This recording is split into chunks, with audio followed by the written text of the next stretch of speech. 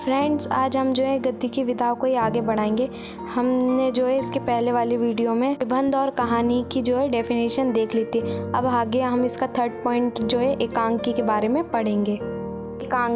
एकांकी की परिभाषा देख लेते हैं। एकांकी ऐसी नाट्य विधा है जो एक अंक में रचित होती है। इसमें एक ही घटना होती है। एकांकी स्वयं में पूर्ण रचना है। का मतलब ये एकांकी एक ऐसी नाट्य विधा है, नाटक की ऐसी एक विधा है जो एक अंक में ही रचित होती। एक अंक में मतलब कि कोई भी नाटक है या कोई भी कुछ है उसका सिर्फ एक ही पार्ट लेंगे। जैसे कि हमारी रामचरितमानस या रामायण है तो रामायण का कोई एक ही कांड लेंगे। जैसे बाल कांड ले लिया, लंका कांड ले लिया, तो एक ही कांड पे जो है वो रचित होगी, तो उसे बोलते हैं कि एकांकी। इसमें जो है कोई भी विधा होगी उसका जो है एक ही पार्ट लिया जाएगा। ऐसा नहीं है कि पूरा नाटक चल रहा है तो सब दिखा दिया शुरू से लेकर अंत तक, ऐसा नहीं होगा। सिर्फ एक ही पार्ट का जो है दिखाया जाएगा। इसलिए यहाँ लिखा है कि एकांकी जो है स्वयं में पूर्ण रचना है, मतलब उसका एक ही पार्ट जो होगा वही उसकी जो है पूर्ण रचना कहलाएगी। अब एकांकी के तत्व देख लेते। कथा वस्तु, पात्र का चरित्र चित्रण, कथोपकथन, भाषा शैली, वातावरण और उद्देश्य, ये जो है ये सारे जो है एकांकी के तत्व हैं। आपसे जो है 2 या 3 नंबर में पूछ सकता है कि एकांकी की परिभाषा दीजिए या उनके तत्व लिखिए। इसलिए आपको ये याद रखना ज़रूरी है। आपको जो है इनके जो तत्व हैं सबके आप देखोगे तो सबके सेम ही है तत्व। कथा वस्तु में जो है एकांकी की जो भी कहानी स्टोरी वो आ जाती है। पात्र का चरित्र चित्रण में जितने भी कैरेक्टर है वो इसमें आ जाते हैं। और कथोपकथन में जो है वार्तालाप होती है, जो बातचीत होती है कथा में वो आ जाती है। भाषा शैली में जो है आ जाती है कि कथा की जो भाषा है वो कैसी है, तो वो इसमें आ जाती है। वातावरण में जो है नाट्य की विधा जो है उसके कार्य को करना और समझना जो है इसमें आ जाता है। उद्देश्य में जो है उद्देश्य आ जाता है। कोई भी नाटक हो, कोई भी कुछ हो, उसको जो दिखाने के बाद उसका उद्देश्य क्या निकल रहा है तो वो होना भी ज़रूरी है, तो उद्देश्य जो है इसमें आ जाता है। कोई भी नाटक हो, कोई भी एकांकी हो, उनमें जो है ये सारे तत्व होना ज़रूरी होता है, तभी वो एक नाटक बन सकता है, तभी वो एक एकांकी बन सकती है।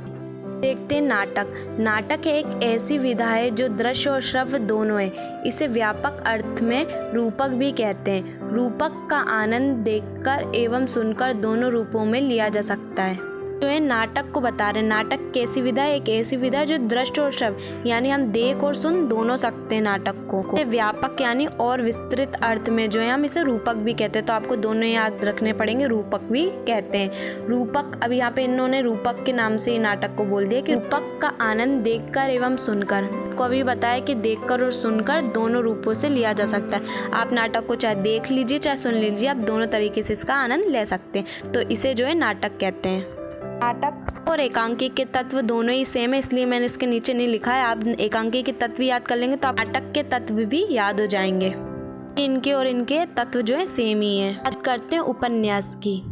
उपन्यास और कहानी में ये फ़र्क है कि जो उपन्यास होता है वो इतना विस्तृत होता है और कहानी जो है इतनी छोटी होती है। उपन्यास जो है पहले के ज़माने में इतने मोटे मोटे, मतलब इतने ज़्यादा पन्ने होते थे उनमें, इतने ज़्यादा कि आप उसे एक बैठक में तो पढ़ ही नहीं सकते थे, आपको महीने लग जाएंगे। तो पहले जो है उपन्यास चलते थे, अब तो काफ़ी बहुत ही कम आपको देखने को ही नहीं मिलेंगे। पहले के जो लोग थे काफ़ी टाइम पास करने के लिए जो है इन उपन्यास को पढ़ा करते थे। एक 2 3 महीने लग जाते थे उन्हें ये उपन्यास पढ़ने में, क्योंकि इतना बड़ा और इतना विस्तृत होता था कि इन्हें एक बैठक में तो आप पढ़ ही नहीं सकते।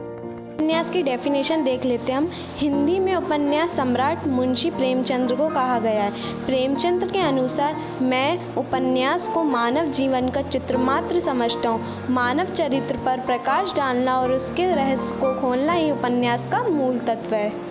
आपको जो है सबसे पहले ये याद रखना पड़ेगा कि जो मुंशी प्रेमचंद्र है उनको क्या कहा गया, उनको जो है उपन्यास सम्राट कहा गया है। ये आपसे जो है 1 नंबर में ऑब्जेक्टिव में पूछ सकते हैं। अब उन्होंने बताया कि प्रेमचंद्र के अनुसार उन्होंने क्या डेफिनेशन दी है कि मैं, मतलब प्रेमचंद्र बोल रहे हैं कि मैं उपन्यास को मानव जीवन का चित्र मात्र समझता हूँ। मानव जीवन का चित्र मात्र ये होता है कि जो मानव के जीवन का वो पूरा उपन्यास में जो लिखा रहता है ना, उनको ऐसा लगता है कि मानव का जीवन जो है उनको चित्र के समान लगने लगता है, क्योंकि इतना सारा कुछ जो है मानव के जीवन का इसमें लिखा रहता है।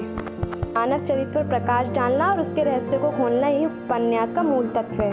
इसके तत्व भी सेम है। बात करते हैं इन सब के जो है लेखक और इनकी रचना के बारे में। मैंने जो है आपको प्रमुख कविताओं के 5 पॉइंट पूरे पढ़ा दी। अब इनके लेखक और इनकी रचनाओं को आप देख लीजिए। मैंने एक एक के रचनाओं और उनके जो है लेखक के बारे में नाम लिखे हैं। सबसे पहले मैंने आपको निबंध पढ़ाया था, तो उनके जो है निबंध के जो है निबंधकार को देख लेते और उनकी रचना देख लेते। निबंधकार कौन है? पूर्ण सिंह, और इनकी रचना क्या है? आचरण की सभ्यता।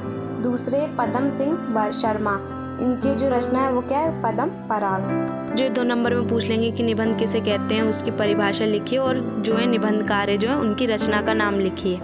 तो आपको जो है इसलिए जो है ये निबंधकार को इनके जो लेखक है इन्हें याद रखना पड़ेगा और इनकी रचना को। सेकंड मैंने आपको पढ़ाया था कहानी, तो इन कहानीकार को देख लेते हैं और इनकी जो है कहानियाँ देख लेते हैं। एक कहानीकार है जयशंकर प्रसाद, जिनकी रचना है आकाशदीप और पुरस्कार। दूसरे प्रेमचंद, जिनकी रचना है पंच परमेश्वर और पूस की रात। थर्ड देखते हैं एकांकी, इनके जो है लेखक और इनकी जो है रचना। तो पहले एकांकीकार कौन से? जयशंकर प्रसाद, जिनकी रचना है एक गुट। दूसरे हैं जगदीश चंद्र माथुर, जिनकी रचना है रीढ़ की हड्डी और भोर का तारा। चौथा देखते हैं नाटक।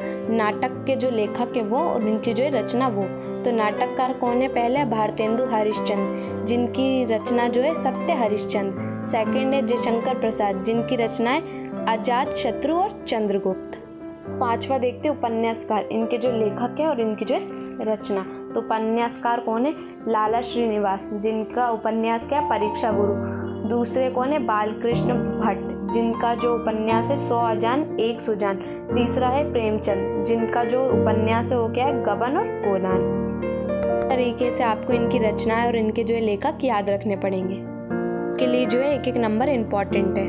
मिलते हैं नेक्स्ट वीडियो में। Thanks for watching.